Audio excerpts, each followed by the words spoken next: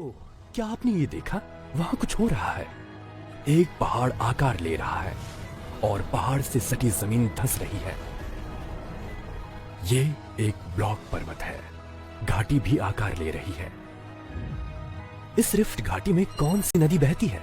चलो पता करते हैं। ये नर्मदा नदी है जो नर्मदा कुंड से अमरकंटक की पहाड़ियों में से निकलती है। ये विंध्या और सतपुड़ा पर्वतों के बीच भ्रंशन के कारण बनी भ्रंश घाटी से होकर बहती है।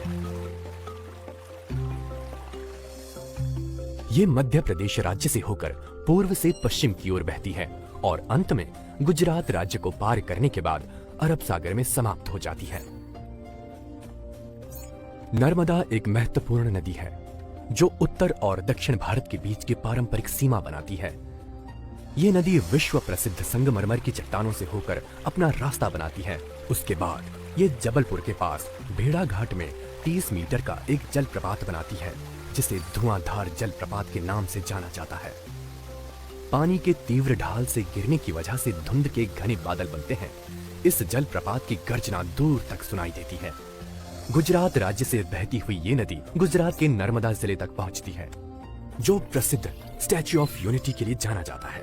ये प्रतिमा सरदार वल्लभ भाई पटेल को समर्पित है। गुजरात राज्य के एक बड़े हिस्से से पानी निकालने के बाद ये नदी एक ज्वार नद मुख बनाती है। ज्वार नदी मुख एक ऐसा बिंदु है जहां समुद्र का खारा पानी नदी के ताजे पानी के साथ मिल जाता है। ज्वार नद मुख कई समुद्री गतिविधियों जैसे ज्वार और खारे पानी के प्रवाह के साथ साथ नदी के ताजे पानी और अवसादी पदार्थों के प्रवाह का भी अनुभव करते हैं।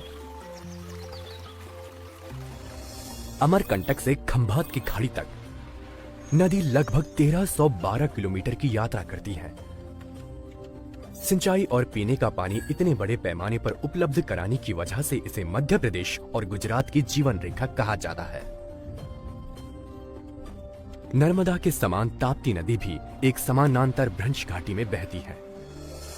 ताप्ती नदी मध्य प्रदेश में सतपुड़ा पर्वतमाला से निकलती है। ताप्ती नदी बेसिन में मध्य प्रदेश, गुजरात और महाराष्ट्र तीनों राज्यों के कुछ भाग शामिल हैं। ताप्ती नदी के जल को रोकने के लिए उस पर उकाई बांध बनाया गया। ताप्ती अरब सागर में गिरती है और ज्वार नदमुख बनाती है। ये तो हम सबको पता है कि भारत के उत्तरी मैदानों में बहने वाली गंगा हमारे देश की सबसे लंबी नदी है। लेकिन क्या आप जानते हैं दक्षिण भारत में बहने वाली दक्षिण गंगा वहाँ की सबसे बड़ी नदी है। आइए इसके बारे में अगले वीडियो में सीखते हैं।